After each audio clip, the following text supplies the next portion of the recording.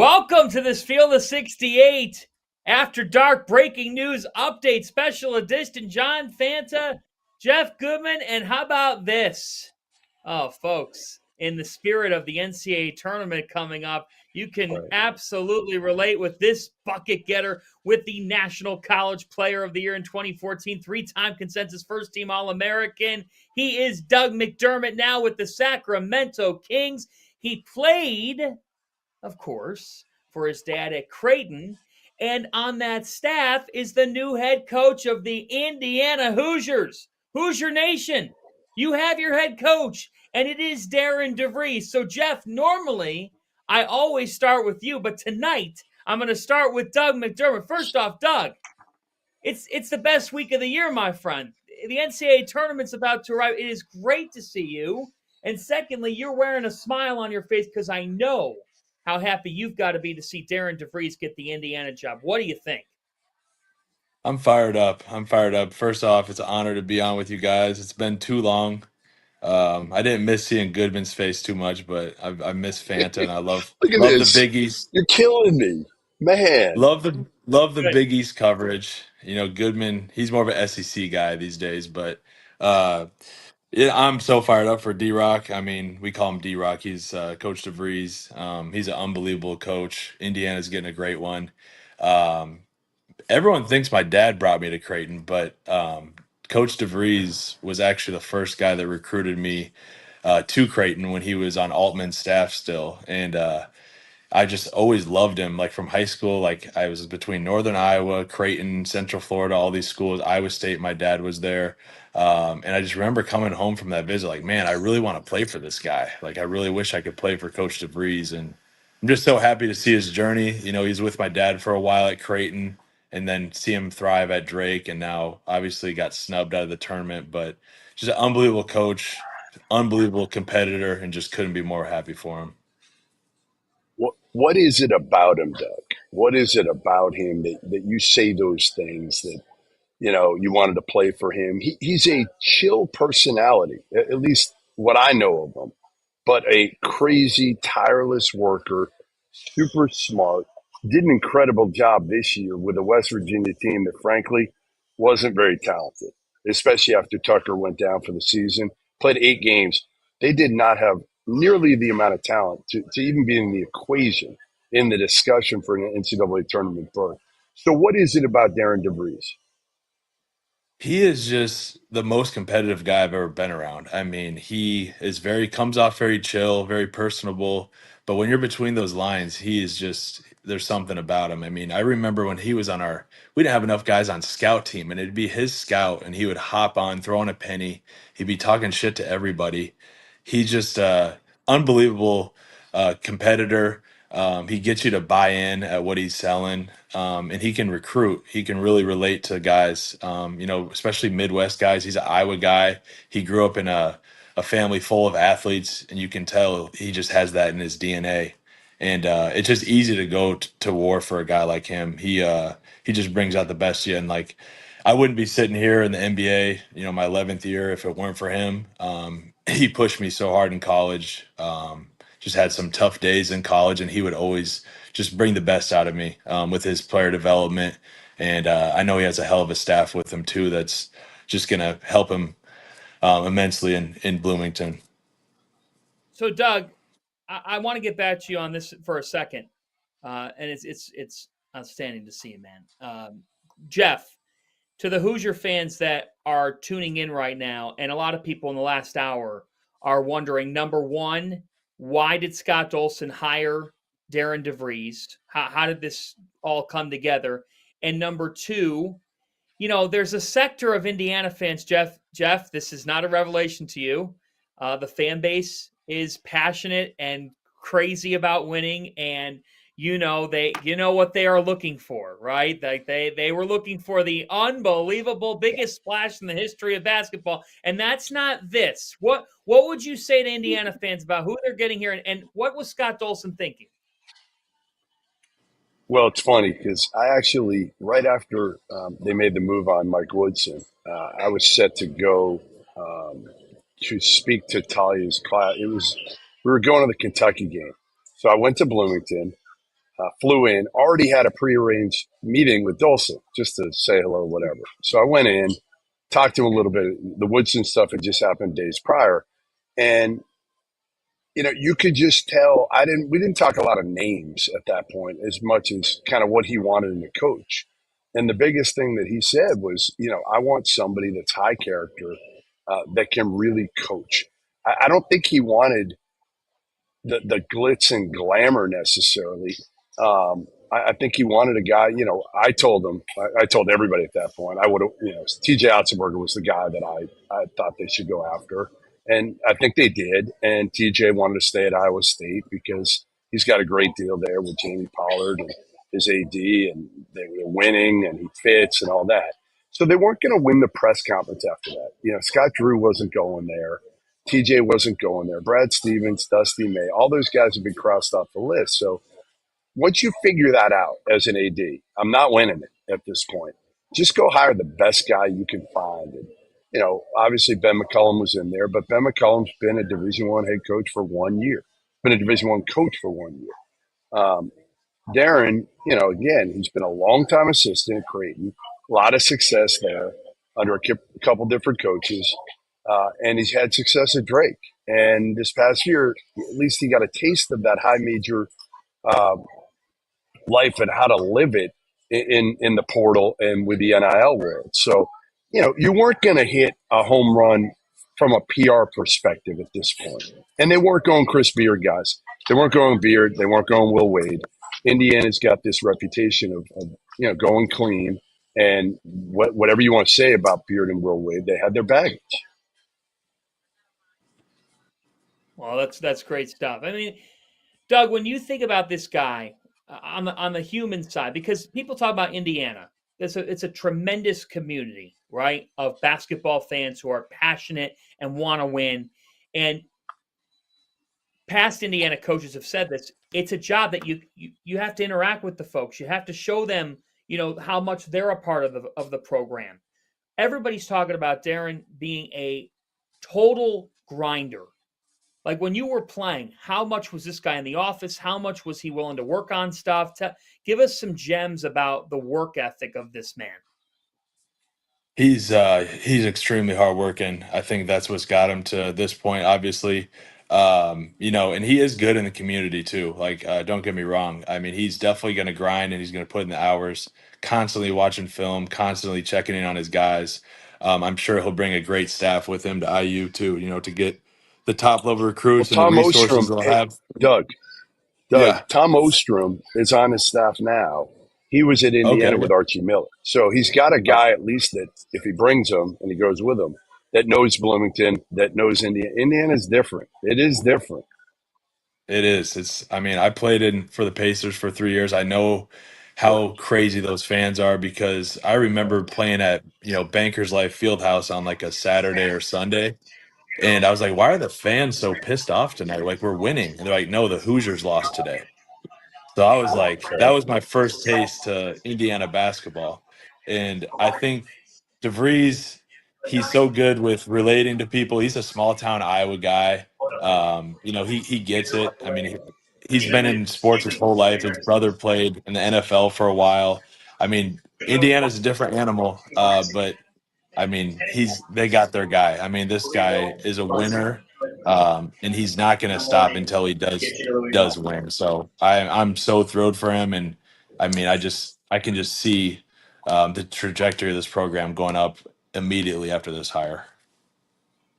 So my question for you, Doug, the biggest question I have for Darren is, does his personality lends itself to Bloomington in the fishbowl? Right? That's going to be the biggest thing for me is if things don't go well, how does he handle that? Because it is different than anything he's ever dealt with before. It is. And I think it's a tough question to answer because, I mean, I don't see this guy lose. I mean, he's that good. He's that good to me. And I know when things go south, it does get crazy down there, but he knows how to handle it he knows what he's doing. He's the hardest working guy I've been around, and he's going to do whatever it takes to figure it out. And, I think the expectations at Indiana, obviously our Final Fours, national titles, but I mean, it's been a while since they've gotten there. So I think they need to take some baby steps. Obviously, they need to make tournaments in the second weekends, and I think Coach DeVries is perfect for that. He's going to build this program back up, and with today's NIL and the staff he'll bring, I mean, get this guy players, and he's going to do an unbelievable job. And I mean, obviously, he's got the number one. I mean, a top probably 10 guy in the portal right now with his son. So, Yeah, and that's right. he's That screams helps. Hoosier Yes. basketball. Tucker Yeah, he Tucker does. screams. Yes, he He does. screams. I can already see him in the pinstripes. You know, I can. He's going to You be know who great. else did? You know who else did? You actually scream, who's your basketball Gibbs. a little bit. Yeah, You and yeah, Gibbs. Yeah, Gibbs. yeah. Gibbs definitely did. You were there too. You were there. Listen, I most was. of your team was. Yeah, yeah. But yeah, maybe he'll bring me in as like a volunteer shooting consultant or It Well, won't something you're be a gonna. someday. crazy. How many more years you Won't be, got? How many more? How I many don't more know. years you Yeah, got before this is it? I don't know. It's one of those deals where it's kind of a year to year deal right now. You know, I'm having fun out here. I mean, it's been an unbelievable spot being back with Sabonis and these guys. And we're Yeah. making a little late season push here, but Well, yeah, it's kind of I'm pretty happy with the way things have gone. You know, get the 10 years in, and now it's kind of like kind of house money at this point. So yeah. how feels about great. this? How about this stat now? Your dad's coaching tree. Darian DeVries at Indiana. You've got TJ Otzelberger at Iowa State. You've got Steve Lutz at Oklahoma State. You've got Eric Henderson at South Dakota State. Alan Huss. I'm heading to Providence this weekend to watch Coach Huss and his High Point Panthers, who I think can knock off The Purdue with the Huss way they're bus. playing. Yeah, the Huss bus. Yes, Ben that's Jacobson my at Northern upset. Iowa. David Richmond at North Yes. Dakota State, Danielle Robinson at Cleveland State, Paul Sather at North Dakota, Patrick Sellers at Central Connecticut, and now Ryan Miller at Murray State. Like, Doug, when you see Insane. that, I know that has to make your dad really proud. I don't know. I'm sure he's beating all of them in golf, and they've just had enough of him doing that. But how cool is that to see? Because It's all these so men have cool. been in your life. It's so cool. I mean, it's unbelievable. Like sometimes I got to pinch myself because I'm like I remember Jeff remembers this too when TJ got his first job with my dad at Iowa State. He was like 24 years old or something crazy, and like Yes. I was like going over to his house like with my buddies in high school. Like it's awesome to see like TJ where he's at, DeVries. I mean, all these names. Like I'm even seeing their kids. Like Tucker is, one of the best players in Yeah. college basketball. And I remember I wouldn't even play him on my camp team in Omaha when he's like in fourth grade. Uh, so it's just crazy how fast everything flies. And I know my dad's super proud, and they've all learned a thing or two off him. And I know my dad's learned a lot off all these guys. So just couldn't be more happy. I'm so excited for Huss and what he's got going down there. And I'm guessing he'll climb the ranks as well. So just really cool. It's been awesome to be a part of, and now I got all this gear I got to rock. I got to turn in my West Virginia stuff for some Hoosier stuff now. I'll get some for you. I'll get some for you next time I'm in Yeah, Bloomington. tell All your right, daughter. last Yeah, one tell for your you. daughter to make a trip to I'm going bookstore to tell for her to me go get some stuff. because You remember? Hey, DeVries we is rode the roller DeVries is coaster. cheap. DeVries is cheap. He's not going to send me any gear. I already know that. All right, we got you. We got you covered. Don't worry. Last thing I Yep. have for you before we let you go. What type of playing style can Indiana fans expect from a Darren DeVries coach team? I think he's very versatile. Like people want to say he learned a lot from my dad offensively, but I mean he also learned a lot from Dana too for being with Dana for that long in Omaha before. And I think he's recruited a different level of athlete since he's left Creighton to Drake and to West Virginia. He's gotten a lot of like long athletic defenders, and he'll play that up tempo pace, but he's also not afraid to slow it down. I think he's one of those guys that can adapt to anything. But I mean, with him, it starts on the defense end of the floor, and if you're not going to compete on that end, you're probably not going to play. So he So how did you play? he's How did just because you get I buckets, don't know how because that we know you didn't guard. it's because he was the assistant coach. That's why I All play. right, all right, Uh, okay. but they're going to play fast. They're going to have freedom. He really wants to shoot threes. I mean, he was there with Corver. He was there with me. He was there with Rogge. He's always going to have shooters on the team, and he's also going to bring that toughness element and get a bunch of defenders. So, I mean, I'm so excited. I know it doesn't sound the splashiest for a lot of Hoosier fans, but I'm just telling you, this guy is an absolute winner, stud, and just he's going to be great. Doug, before we let you go, I have to ask you this question. Number one, how about what your dad has built at Creighton University? I mean, 3 of 4 Sweet 16s, man. Like, when you came into the Big East, it was thought to be a move that would help the program a lot and national TV and all that stuff. And obviously, you make the Big East final your first year in the league, and that was your final year of college. But now it's like the standards in Omaha have grown from here to boom. They want to make this deep run. Right, your eyes just showed it. Yeah. What can you say about the monster that your dad's built, and how much longer do you think your dad wants to do it?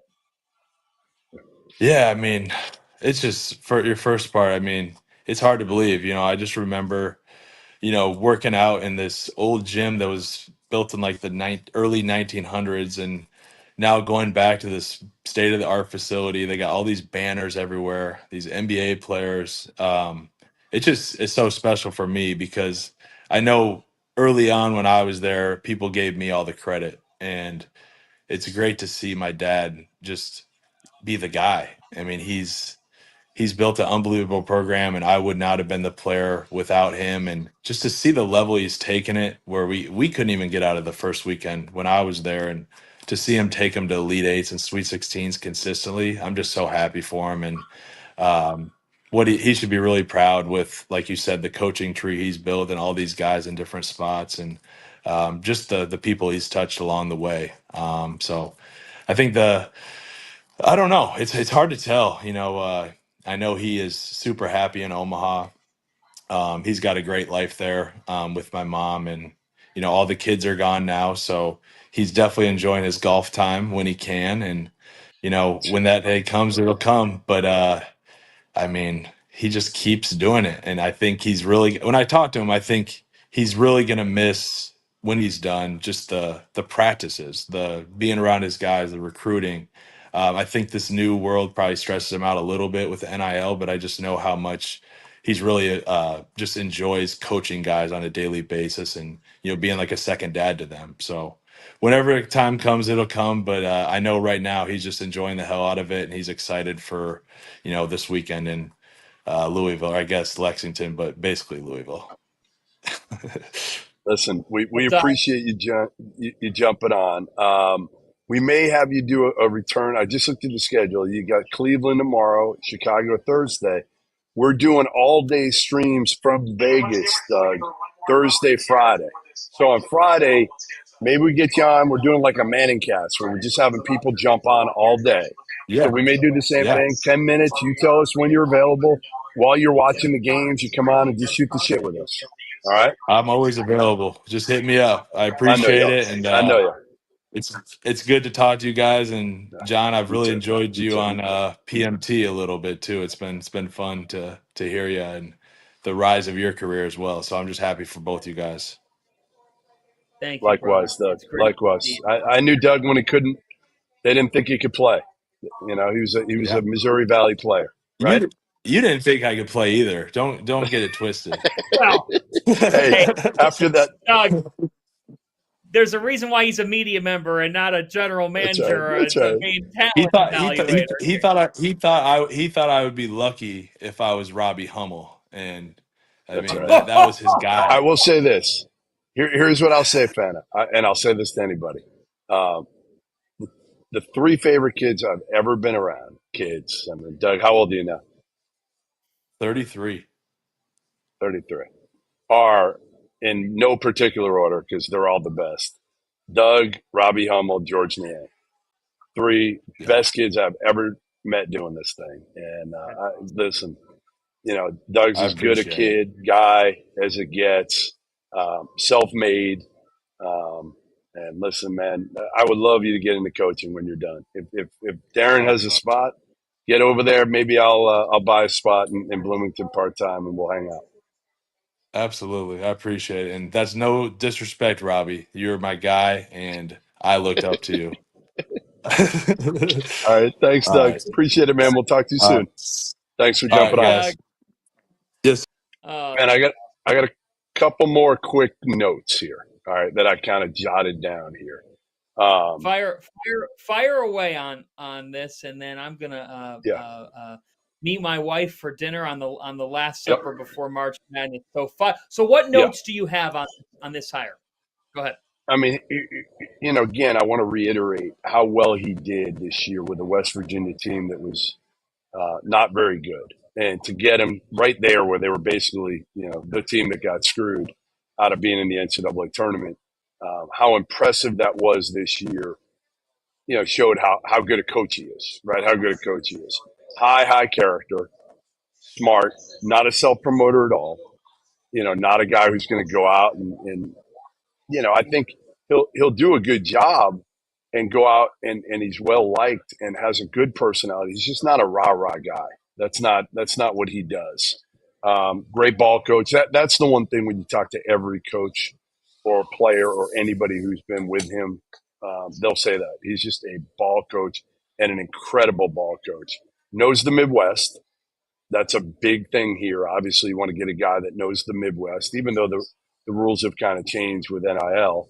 It still helps.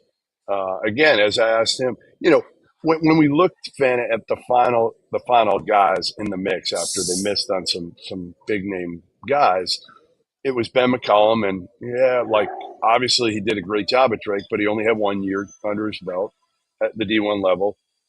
Brad Burnell, was on the hot seat for a while. He'll probably sign an extension here at Clemson very, very soon. And Doug's dad, Greg, who is 60 years old. And I think they worried about that a little bit. They wanted somebody a little bit younger, and Darren's 49 years old. And again, I'm not sure it's going to win the press conference, but who gives a shit? It doesn't matter. The press conference is meaningless. Win games. Get in the tournament every year, which is what I think Darian DeVries can do. It's the truth. He's won 71% of the games that he has coached in. Yeah. He took Drake to 3 of the last 4 NCAA tournaments before he took this job. Jeff, the standard for West Virginia going into the year was that they were competing in the second best this year, or third, but it had been the best conference in college basketball in dominating fashion.